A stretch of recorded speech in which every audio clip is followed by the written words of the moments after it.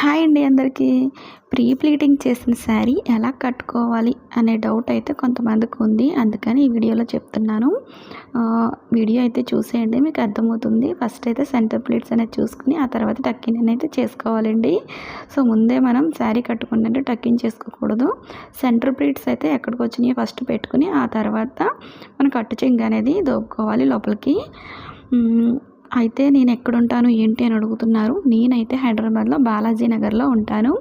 Per sari వచ్చి 300 అయితే charge చేస్తానండి. సో వెడ్డింగ్ శారీస్ అలాంటివి అయితే 350 అలా పడుతుంది. దగ్గరగా ఉన్న వాళ్ళైతే యూబర్ బుక్ చేసి పంపించవచ్చు.